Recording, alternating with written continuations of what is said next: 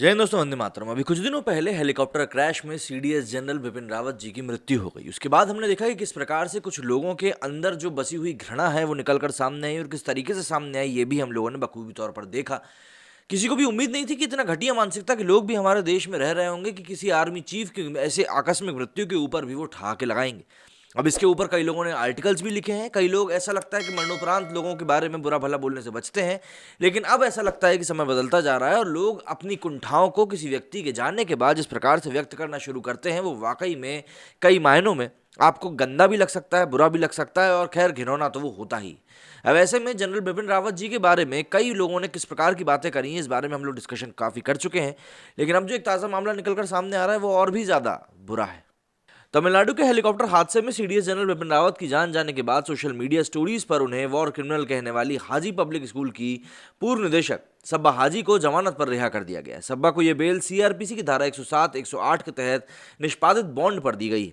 जम्मू और कश्मीर में डोडा जिले के कार्यकारी मजिस्ट्रेट ने सीआरपीसी की धारा 107, 108 और 151 के तहत शक्तियों का प्रयोग करते हुए इस आदेश को पारित किया है। बार एंड बेंच की रिपोर्ट के अनुसार एक अधिकारी ने बताया कि उन्हें इस शर्त पर जमानत मिली है कि वो 14-17 दिसंबर तक 3 दिनों के लिए डोडा के महिला पुलिस थाने में सुबह 10 बजे से दोपहर 2 बजे तक मौजूद रहेंगी, और 17 दिसंबर को डोडा के कार्यकारी मजिस्ट्रेट के सामने वो पेश भी होंगी। बता दें कि 8 दिसंबर की घटना के बाद सभा का वॉर क्रिमिनल वाला पोस्ट सोशल मीडिया पर जमकर शेयर हुआ था। ऐसे में मामले को संज्ञान में लेकर डोडा जिले के कार्यकारी मजिस्ट्रेट ने उसके विरुद्ध जांच की। कई लोगों की इस दौरान मांग थी कि उस स्कूल को भी बंद किया जाए जहां वो निदेशक थी। हालांकि स्कूल ने अपने बयान में कहा कि सभा के विचार संस्था के विचार से बिल्कुल भी मेल नहीं खाते हैं और इसीलिए उन्होंने इससे पल्ला झाड़ लिया। स्कूल प्रशासन ने अपनी आधिकारिक साइट पर लिखा, हाजी पब्लिक स्कूल और प्रशासन इस बात को स्पष्ट करना चाहता है कि घटनाक्रम को लेकर मीडिया में किया गया अवांछित पोस्ट का स्कूल से कोई लेना देना नहीं है। प्रशासन ने सभा के पोस्ट से पल्ला झाड़ते हुए कहा कि स्कूल से उनका कार्यकाल खत्म होने के बाद अब वो अपनी क्षमता पर काम करती हैं। मिस सबा हाजी स्कूल से किसी मायनों में जुड़ी हुई नहीं है। ऑब्वियसली बात है, ये जो घटना है कई मायनों में घटिया इसीलिए है क्योंकि आप किस तरीके से एक आर्मी चीफ को इस तरीके से बता सकते हो।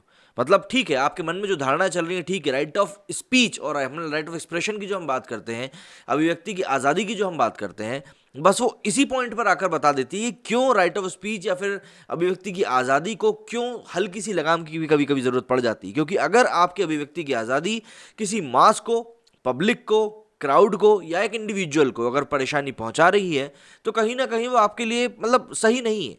भाई एक कलेक्टिवली अगर आप देखो तो हो सकता है कि आपको ऐसा लगेगा कि आपके आसपास के लोगों में आप सही हो तो इसलिए आप एक सही चीज़ कर रहे हो, लेकिन हो सकता है कि आप जो चीज़ कर रहे हो वो कहीं ना किसी तरीके से गलत भी हो। पर जब इंसान इस नशे में चूर रहता है कि भाई अभिव्यक्ति की आज़ादी है, मैं कुछ भी कर सकता हूँ, तो वो इस चीज़ के आगे कुछ भी नहीं देखता। और फिर ऐसे में आप अपने ही देश के एक उच्चतम नागरिक को लेकर ऐसी बातें कहोगे तो ऑब्वियस सी बात है भाई, देश में जिस प्रकार का माहौल है उसको लेकर तो आप समझो ना कि इस तरह की बातें नहीं हो सकती, और ये बातें करना सीधे तौर पर गलत भी है। आप लोगों का कहना है इस मामले में मुझे कमेंट करके जरूर बताइएगा। मेरे स्टूडियो में फिलहाल इतना ही। जय हिंद, जय भारत।